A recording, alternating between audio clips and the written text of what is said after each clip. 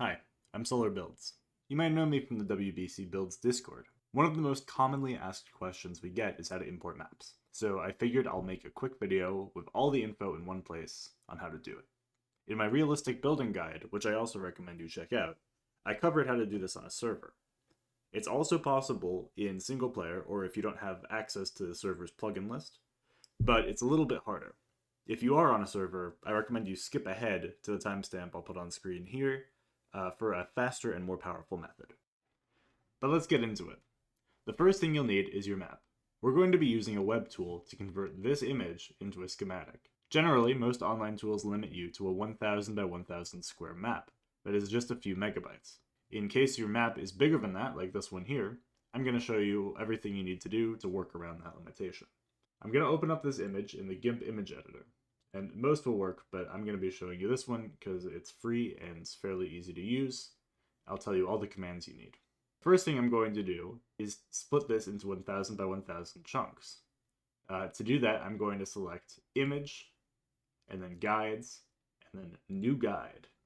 And for this, in this case, it's 2000 by 2000, so all I have to do is add one vertical slice at 1000, right down the middle. And I'll do it again, image guides, new guides, switch it to horizontal, and slice it right through the middle. And you can repeat this as many times as you need, just make sure that every segment is 1000 by 1000 or less. Then, all you have to do is go back to image and say slice using guides. And it will slice the image into all of your little pieces that you need. And now each one of these you can export for use with the tool. Now that we have images that the website can handle, it's time to convert them. I'll have a link to this website in the description of the video. All you have to do is choose our image file, in this case the cropped one, and hit open. Then we can generate it, and you'll get this. All you have to do is download the .schem, and it will go straight into our downloads folder. I'm going to show two methods of bringing schematics into the game in single player. The first method uses WorldEdit, and the other method, you need Litematica and its dependency, mallylib. I have links to downloads for all of these mods in the description. Let's go for WorldEdit first. The first step is to bring the schematic into the folder where the mod expects it. A really easy way to do this is to click Open Mods folder. Now we can take one step up into .minecraft, and then we're going to go into Config, WorldEdit, and then schematics. Now we can hop back to our downloads folder, pull out our schematic, we'll do a copy and paste, and then you're going to want to name it something that you can remember. I'll call it just map.schem. Now that the schematic is where the mod expects it, all you have to do is do either schem or schematic, and you can do list, and it will show you the available schematics. If it's not appearing here, you've put it in the wrong folder. And then if you just click on this L, it will load it. And then, just like it suggests here, / paste. And make sure you're in a clear area. And run paste. Now, it's a big image, 1,000,000 blocks, so it's going to take a minute. It will paste it where you are at the northwest corner. So if we give it a minute, it should pop in. Just like that, we have our map. So now we're going to follow a very similar process, but for Litematica. I'm going to once again open up my mods folder, go back a step, and we're going to want now this schematics folder right here. Hop back to downloads, copy it over, rename it map.schem, and we are ready to get back into the game. Now, Litematica is a little more complicated. The default hotkey to open up the Litematica menu is M. And then what we're going to want to do is load our schematic. So we'll click Load Schematics. You can see map is in the right place. It's appearing right here. And we're going to want Create a Placement selected and load it. Now, we have our schematic loaded into the game. And if we go into schematic placements, we can configure it, move it around, flip it, rotate it to our heart's desire. But I'm going to say I'm happy with it right here.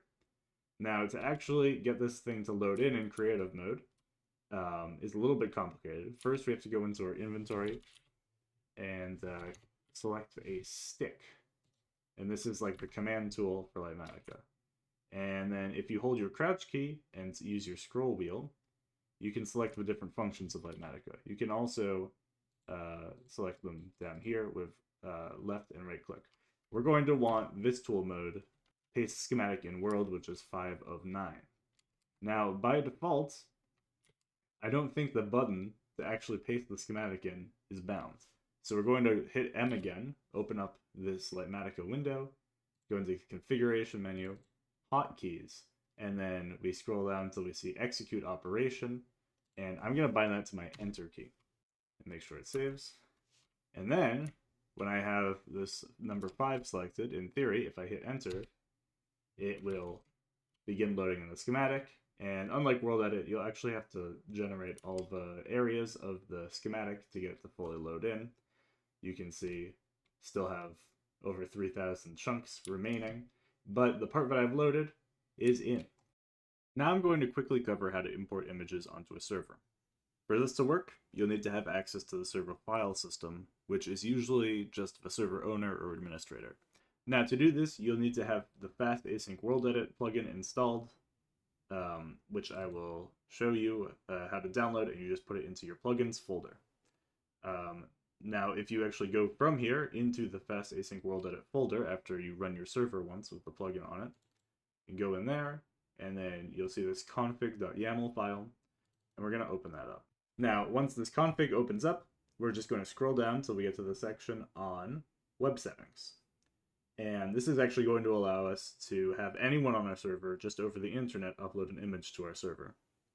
Now, the things you can tweak here are first the max image load time. If you're having trouble, you can increase this. This is the max image size, so unlike in a single player, like web app that uploads images, they're usually limited to 1000 by 1000.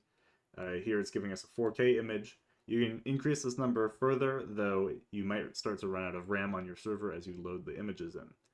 And finally, most importantly, you need to add hosts.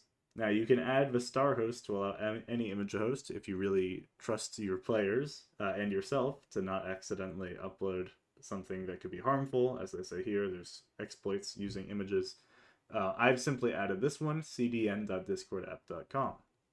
Now, what that means I can do is upload anything to a Discord image hosting server and grab it, and I'll show you how to do that. Here I've uploaded that same image from before. This is a 2000 by 2000 one, so it'd be too big for a single player host to upload.